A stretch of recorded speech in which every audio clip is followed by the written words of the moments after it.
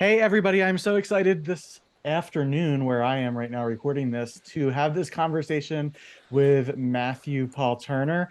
I've been looking forward to this conversation for a long time. Been kind of following Matthew, over the past couple of years. I think I ran into one of your books, Matthew, for my kid, and it really resonated with me, who I am as a person and a parent, and where I've come from, to like deliver that book and that story to my child.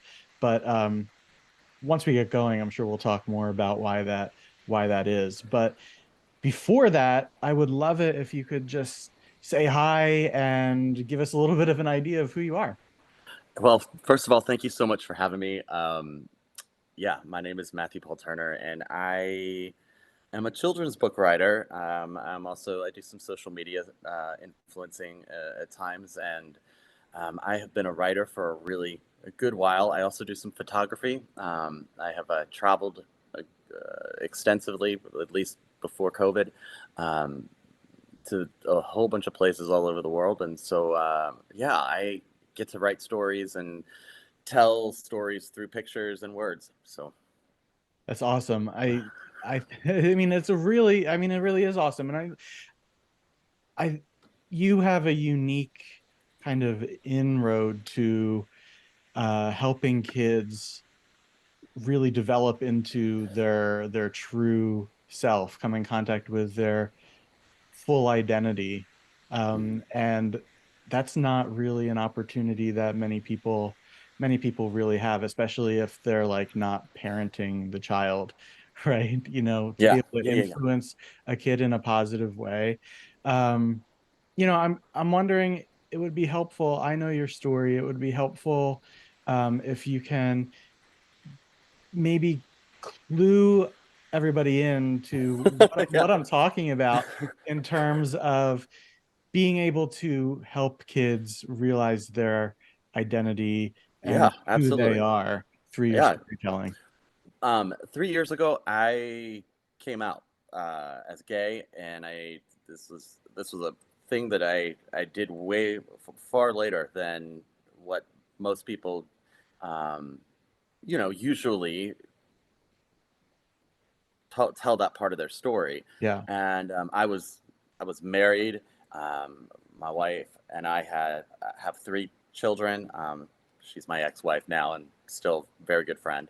Hmm. Um, and we started to navigate the journey of uncoupling and co-parenting, and doing that also in the process of me like coming to terms, truly like embracing my identity, Yeah.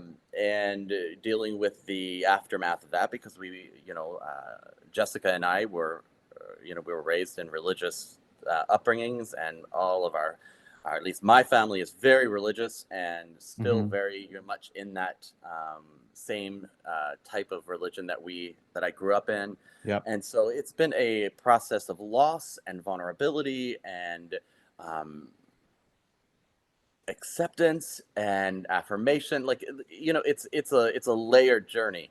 Yeah.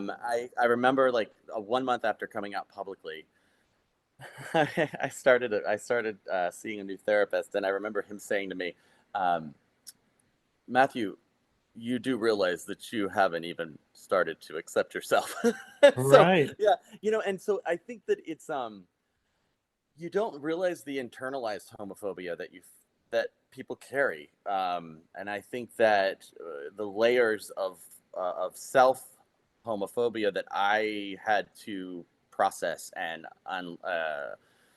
let go and deal with, it was pretty Yeah. steep. So Yeah. I'm sure. And as a creative person, as someone who has been writing for a living in different capacities for probably your entire career in some way, right?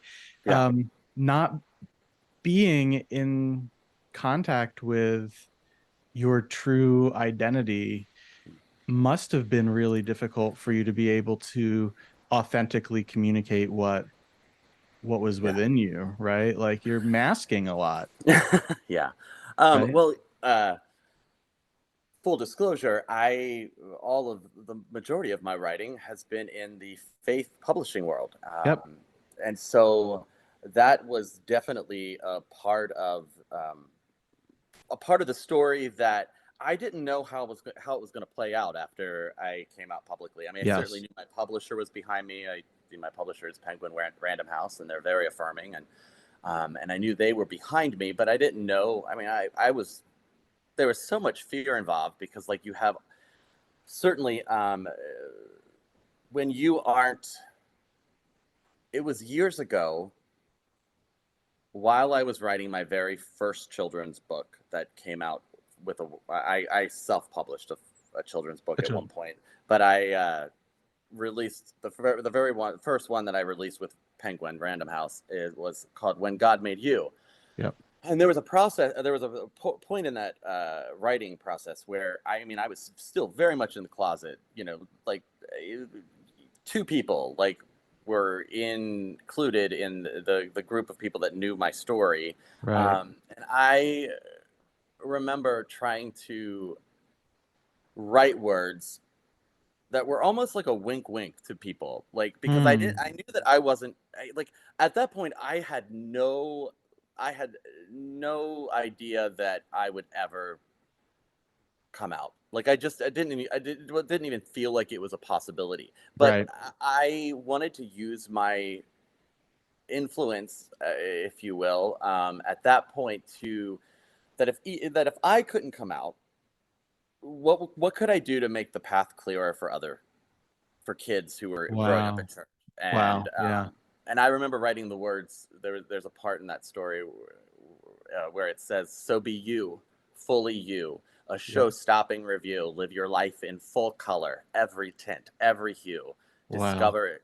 And so, like, I remember, like, in that moment where I'm writing those words, I'm like crying because I'm thinking this may not ever apply to me, but man, if it can open up a door for somebody else, if it can open up a path, or if somebody, the gay kids in church, if they could just know that they are loved, know that they are created as they are, and because that was a truth that at that point I wanted to believe, but I had like, I believed for everybody else, I just couldn't believe it for myself Right. at that time in my Right. life. That was possible, that could be true for you as well. Isn't it so interesting how we can see the possibilities for other people, whatever those possibilities are, whether it's this kind of stuff or other kinds of things?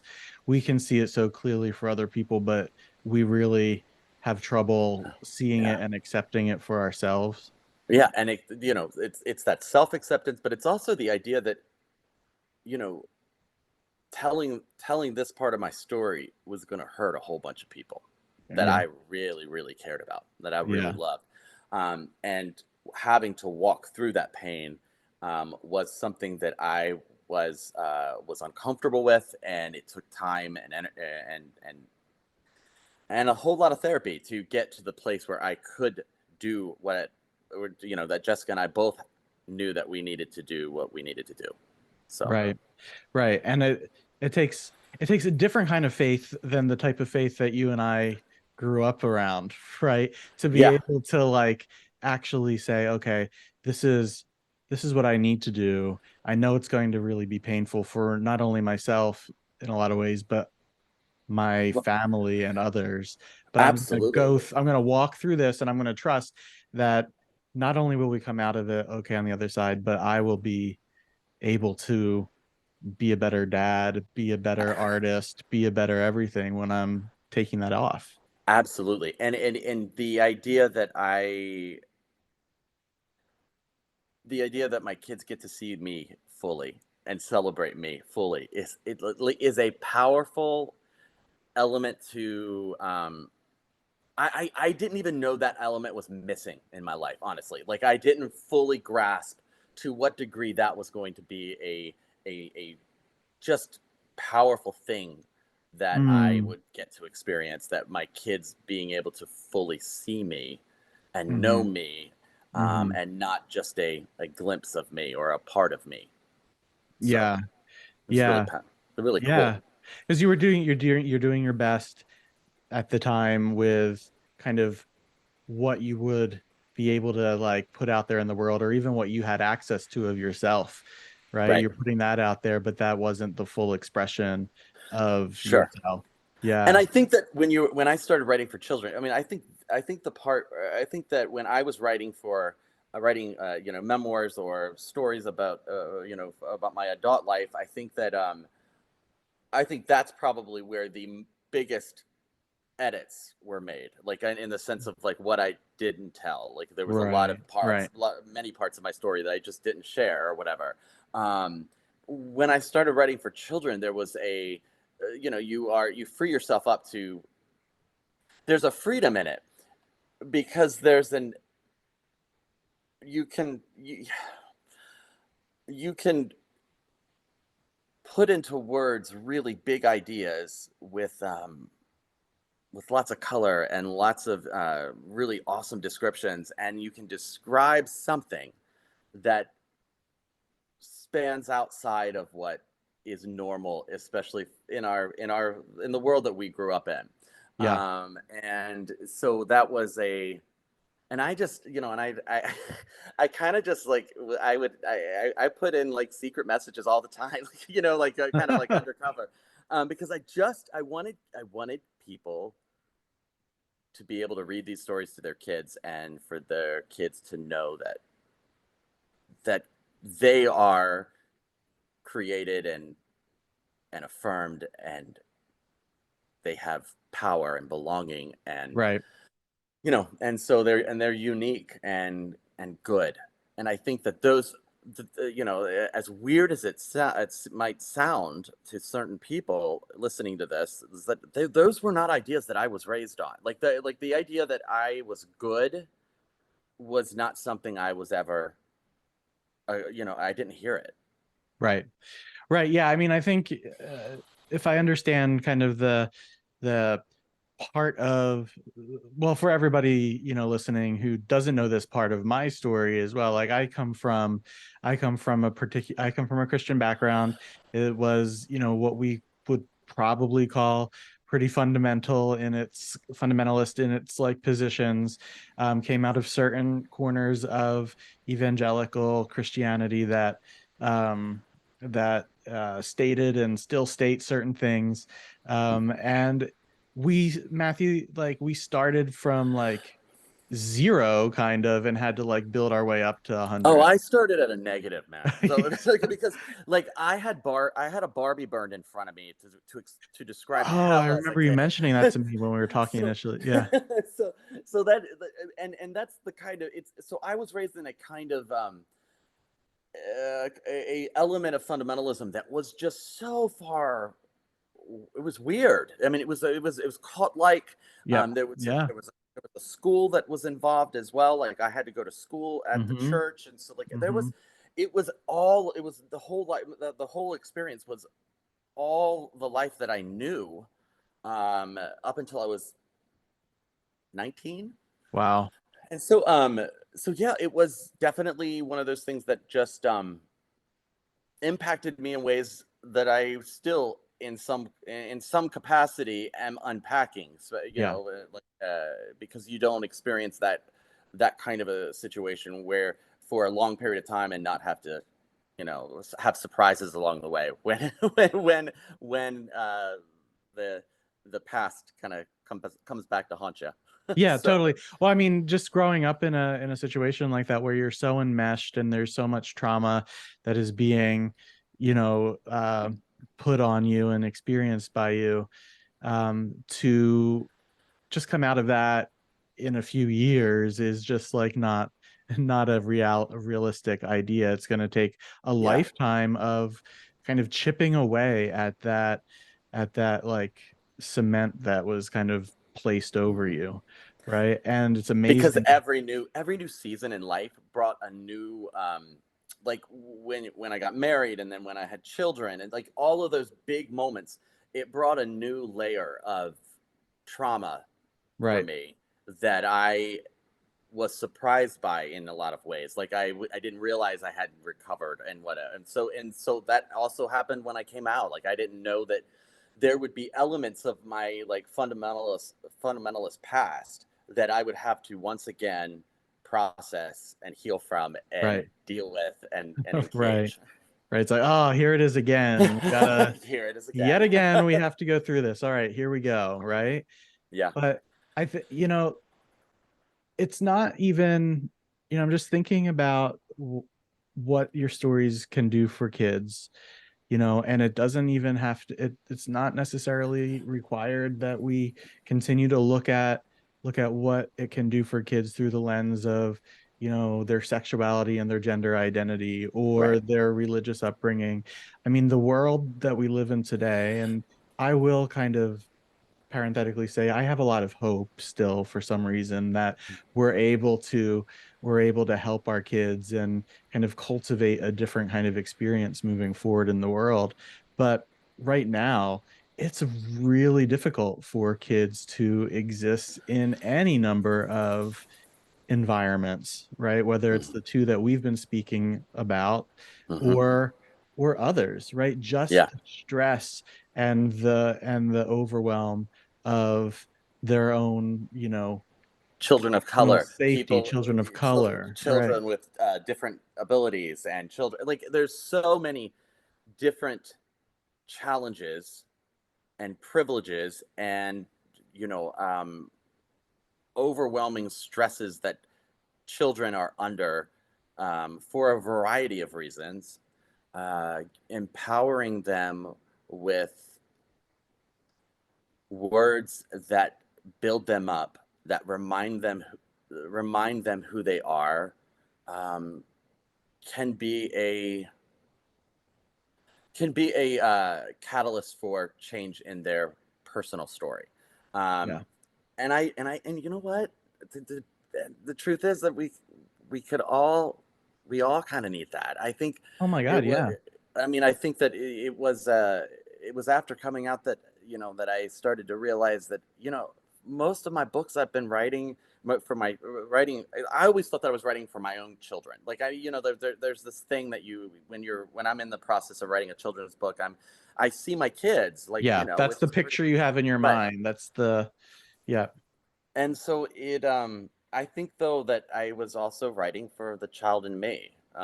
I think that I was writing for that inner kid that needed to hear that message years and years and years ago. Yeah. Um, because like some of the things that I feel in my books, my kids don't feel because they don't have the trauma associated with the story. So Right. it's really interesting Right. that You're you know talking to, you might have their faces in your mind, but you're really right. talking to that that little boy inside of you that was Absolutely. just really needing to be affirmed that he is okay and that he is good and that he's worth it, right? And And I that's can't tell you how many adults have written me and said something similar, that, they found my book in Target and they sat there in the aisle and they read it. And for the first time they they saw a different perspective mhm. of their spirituality and how they connected with it. Yeah. And I mean, I didn't think that was going to be this. I was writing for kids, like I really was. And so when I get letters from adults that read it to themselves, I mean, it is it's Yeah. a powerful thing. Yeah. Now I know that you've done, and you mentioned it even briefly here that you used to write for adults, like adult big person literature Yeah. and stuff like that. And then at some point here in the more recent past, you shifted into kid lit, right? And Hmm. um, what was that transition like for you? I mean, you were like, I can't say certain things in my adult work, but I can say them here, right? You know, You know what what? I think that there was a purpose in it.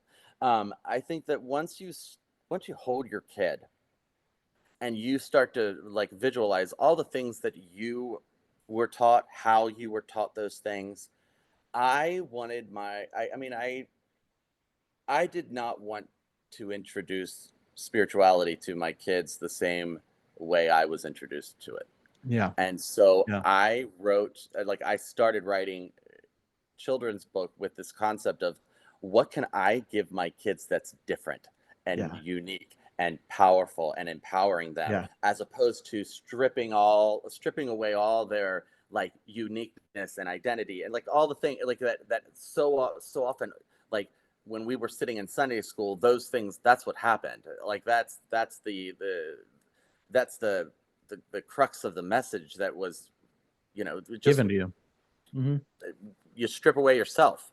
Um, and so I wanted to introduce God to my kids in a different way, and that's how I started it. And that I think so. So I think that there was a a unique purpose, and when it's for your kids, like there's this like passion behind it, like Yeah, because like you want something different for your kids than what you experienced, and that's a compelling thing for to sure. feel. So, For sure. It really is when you can, and it's also like more playful too, to be, as well. Like oh, being able to play and to express, and to bring yourself and them into a new experience of what it means to be human and whole just through that process of like right. not being so serious with the work too. Absolutely, absolutely. And I think that what I have found is that children's books can go places that books written for adults will never go. Hmm. Children's books, like all of us have this connection with a children's book from our past that we can still pick up Yeah. and still like long to experience it and kind of go back into the mode of what I mean, one of my favorite books is Where the Wild Things Are, and Oh yeah, 100%. I can still read that book, and it's more for me than my kids because my kids don't, they're not as connected to it, and I am, and I just like it connects to that inner child, I guess, that as I read it as a kid. But you know the power of children's books and the messages they like where they end up, is just it blows my mind. Like it really does blow my mind to what degree we feel loved and safe with a children's book that we never feel with other titles. Yeah. And so I've learned that a good bit Yeah. since Well, starting writing that. Well, it is amazing when you go, well, I guess we don't very often go to bookstores anymore. At least I don't. But when I would go to a brick and mortar bookstore, it'd be always interesting to see, the parents like actually like Yeah. being more enthralled and in the moment with what they were picking up and looking at than the kids were, Right. necessarily. Because like I think we also look for children's books to help us talk about things that are uncomfortable or things that are important or things that, hey, oh my goodness, what can we how my kids like walking through a season where they don't feel as confident. Like what can we do? What books can Hmm. we get to help us give messages of confidence? And Yeah. so like there's ways of doing that with children's books that are just it's pretty powerful. Like I think that it's some of the best conversations I've had with my kids, especially when they were little and we were doing that, that long, that 30-45 minute bedtime Uh-huh. routine. Oh, it's That torturous. it can be hard, but during some of those really great conversations that happened Yes, right. started with a book, Hmm. and it was just it provided a way for me to talk about the challenges that other people face. It allowed me to talk about empathy, and it allowed me to talk about purpose and things that you know that within the context of a book, is a pretty cool thing and easy thing to talk about. They certainly don't want to hear their dad give a sermon about, a long talk about all Right. the things that they need to learn. But if they learn that within the context of a story is really a beautiful thing. Yeah.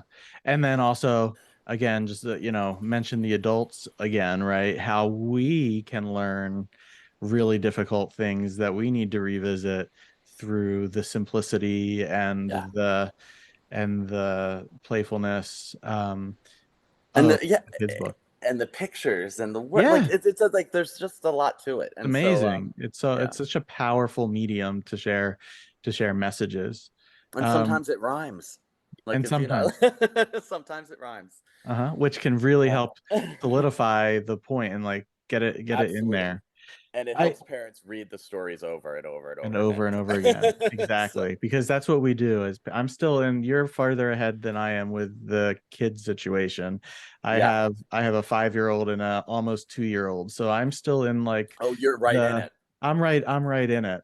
And but it's so exciting to see Liam, the 2-year-old, because the 5-year-old thinks he's 25 already and doesn't really, Sure. care anymore. Yeah. Although he gets a little jealous. And anyway, we see Liam now starting to bring books and wanting to read and engage and learn and point to things. It's just so fun to be able to like get down on that level. And yeah, it brings me a lot of joy. I wish they would go to bed a little sooner and like faster, but Yeah. but I mean, those and every single parent understands that. Like there is, no matter like bedtime is such a thing yeah. when you can bring a book to that process, and it's sort of because I think in some ways certain books become calming calming devices for all of Yes. us, because Yeah. bedtime is already a stressful experience for so many, Hmm. because kids don't want to go to bed and parents are Hmm. really needing them to go to bed, like all the things, all the Right. emotions. All the ingredients for that recipe of disaster are Absolutely. present, Yeah. right? And so it when you bring a calming book into the experience, it can kind of calm everybody down, get everyone quiet, bring us all into that space where we're ready for rest. So, Yeah. Yeah. Well, I am wondering, like you said, like your publisher right now is and has been, really supportive of yeah. you in regards to the shifts that you've made and the things that you've done to live your life the way it makes sense and is important for you to live it. Mhm. But you've also been in the realm of, contemporary Christian publishing and Oh, that whole scene even before, because you were in CCM too, right? yeah. Contemporary Well, Christian music. I worked at the magazine. Like I was the editor for CCM Right. magazine. And so, yeah, I definitely, I have a long history of being inside the faith Yeah. publishing bubble. You're known within that community and they know Sure. you for certain things, and they didn't have probably any idea that you were working so hard to mask this stuff and to just get by. What was it like for you to make such a shift in your work, or to start talking about themes that maybe, when read between the lines for some of Mm, these folks, are like, man, he has like left the building, yeah. and what are we going to Especially do when they with look him? back. I Yeah, think, exactly. you know, I am grateful that I still get to do what I do. Number one, there is an element of gratitude in all of this. Like because I have experienced the privileges that were fought for and were provided by people who have come out 30, 40, 20 years ago. Like, I mean, Yeah. all like their experiences have like given me my experience. Yeah, So there like have been there really is brave people on this road ahead of you that like, absolutely, like I um still can't imagine what it would have been like to have come out in the 90s. Like I yeah, just don't under like it's hard for me to even process. I especially within the context of my story, like right. I can't go back. It's hard for me to go back and see, okay, I could have come out at that point in my life, or maybe like I can't do that. So there is this sense of gratitude that that people who have walked this path before me, they have broken down a whole bunch of doors. Uh, but there are still elements of diminishment that happen Mhm. within this world. And it's you fight what you feel energized to fight, Right. and you let go of what you don't need to carry. Yeah. There's certain parts of like unacceptance that I have to deal with because they come from people that raised me and people who were in my home. Um, and Mhm. so that's the unacceptance that I have to process because it's a part of my story. It affects me. It Yeah, affects my kids directly. um, Yeah. directly, right? So when it comes from like this, like a stranger on the internet, or when it comes from like somebody who is a person of influence and they just have a different perspective, I know, I lived that experience, and so like I know the challenges that they bring into Mhm. talking about someone like me, and Mhm. so like I feel bad for them. I feel bad for the people, the kids that they influence. I feel bad for like the circle of just hatred and unacceptance that they have kind of created. Not necessarily with this, like they don't. Sometimes people do it with like hatefulness in their heart, but like Yeah. for the most part, it's just how they were raised and it's what their story, and they're doing what they can with what they have been Yeah. given. And Yeah. so I have a lot of grace for those people. Certainly, sometimes that grace falls short because man, it's the people can be really rude and nasty and Okay. unkind. Yeah. But it's you just I deal with what I have to and can, and I just let go of the rest because Yeah. like, I mean, especially initially, like for the first year and a half, and every time I have a new book come out, like there is this onslaught of like, um, just people Nasty coming out of the grams. wood. You get a lot of Right. nasty grams, right? I remember when Amy Grant's been a huge supporter of my children's books, and when she mentioned my last book, she had a commenter post on her Facebook that really wanted everybody to know that my story, and like, why aren't you telling the truth, Amy, about this guy? And I just reached out to this person via DM, and Yeah. I said, hey, I'm a I'm a human. I'm a dad of 3 kids. I'm just trying to write a book and release a book and do the best I can. Like there was Right. this like, let's bring it down to just this human level. And we were able to like have this dialogue. It wasn't like this aha moment for her, but it was a she she calmed herself down. Like she was able to kind of just like bring Yeah. it down and see my perspective Yeah. and actually wish me the best. Like I just think, Wow. but we don't always have that, Surely. have Right. those kinds of situations. But I could think that when I'm able to humanize being a gay man, like I want to do that because Mhm. like I know that if my mom and dad had had that experience with where they had a friend that was gay, or if they'd had people in their life that they knew If they wasn't knew. gay, they were openly Yeah. gay, and like, Yeah. so I know that would have changed. I believe that could have changed how they receive me or how they Right. look at me. Right. um and I just think that whenever we can, I like, that's not my responsibility. I don't have to do that, but like it's just No. something that I can do when it feels right. Yeah. Because I think Yeah. that I don't know. I think that my I keep going back to I'm not a mean person. If you get to know me, you're probably gonna like me regardless of whether you think what you think I'm of me being gay. Like that's I'm a pretty nice guy. Yeah. And so like I think that, them getting to know me a little bit will at least help the story. Yeah. Well, I think that is true in so much of our discourse today in our society, in our culture, right? Yeah. We don't listen to one another.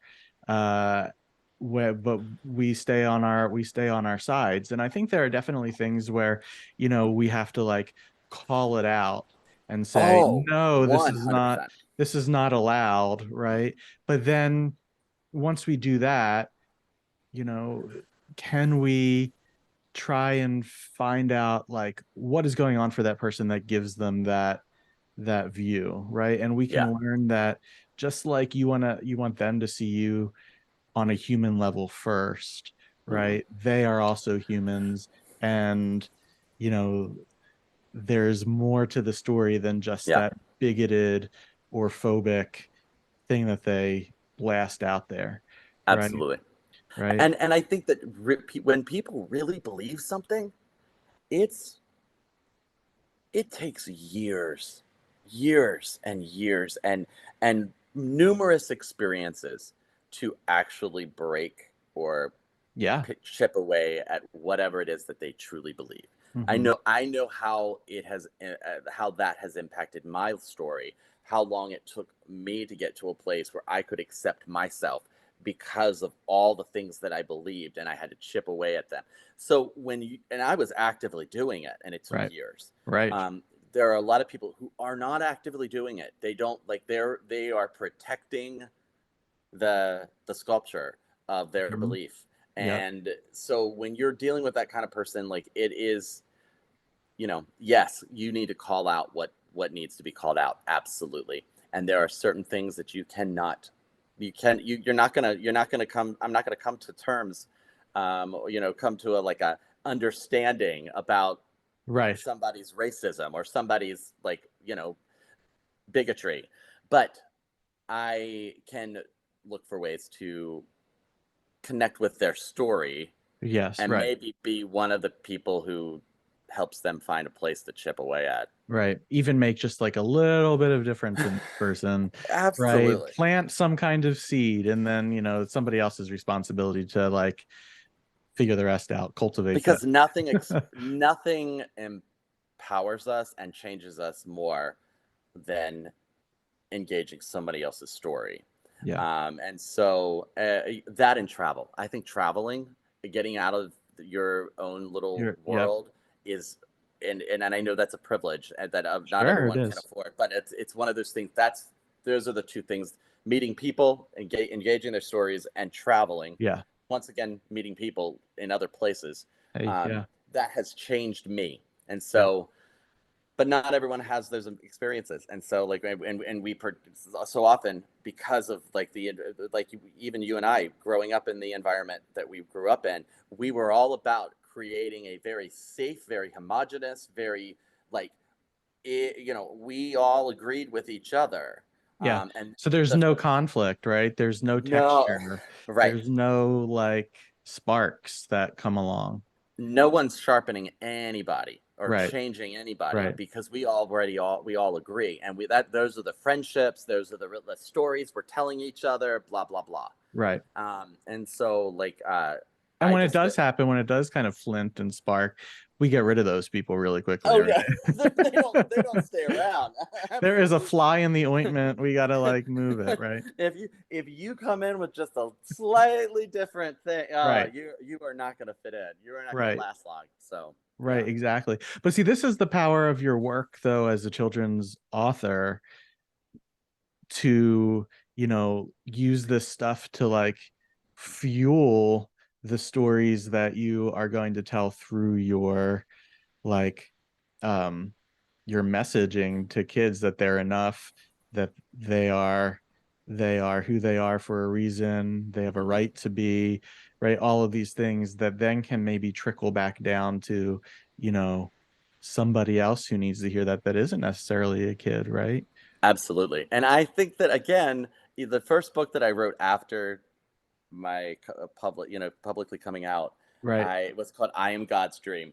And it was it's the only book I've written that is first person. And so it became Mm, it was, as I was writing it, I felt these words. Like, I mean, even though there were certain instances where they're describing it's describing very childlike things, I still felt it as a personal statement. And and you would not, reading those words like on the surface, you don't like if you don't know who I am, you're not going to connect the dots that, oh right. my, this is an LGBTQ plus book. But it's a book about whoever you are, accepting whoever you are, Yeah. and being God's dream in that whole thing, no matter who you are. And it's about empowerment, and it's about um, living your story out loud and doing things that, believing in yourself and going out and doing it. And so like it's a mantra, like for me. And I wrote it for it to be a mantra for other kids. Yeah, that's So awesome. That is awesome. And, we need more of this stuff in the world. We need, other artists to like not hold back in regards to like keeping those parts of themselves quiet when their story, their mm, authenticity, their um humanness can can impact can impact the world, can impact kids, can impact anyone in such a right. great way, right? I Representing yourself in a world matters. Yeah, Like showing up and being your complete self. I don't think I would have. I did not fully grasp that until after until these last couple of years. yeah, The people who have come out of the woodwork that have just sort of like shown up in my story and said, I was able to come out to my mom and dad because I somehow found your story, and you have no idea how it affected me to know that somebody that was, that came from a similar background that I could do it. And it's never easy. Like it's never easy, but right, like being, showing up and me doing what I do, like I hope that someone else it can become a little bit easier because of something I've broken down on the path. exactly. Wow. So Matthew, thank you so much for taking this time. It's been such a great conversation. At least for me, I really appreciate everything you have to offer. And I know that your words here, and also everybody needs to go check out those books if they haven't already, will really make a difference in the lives of so many people listening to this. Before we go, can you tell everybody where they can find your work and Sure. all of that? I'm at MatthewPaulTurner.com, Instagram, Matthew Paul Turner, and Facebook, Matthew Paul Turner. Most of it's all Matthew Paul Turner. Awesome. We So, just used our names. It's so much easier, yes, right? it's so much easier. We used to all have handles, right? Right. Right. So, Awesome. So yeah, go check out Matthew's work. Shoot him a message, a comment. Um, he really engaged people online. So that's awesome. But until next time, everybody, this has been the Bold Creatives Collective podcast. I really appreciate you listening, and I will see you next time.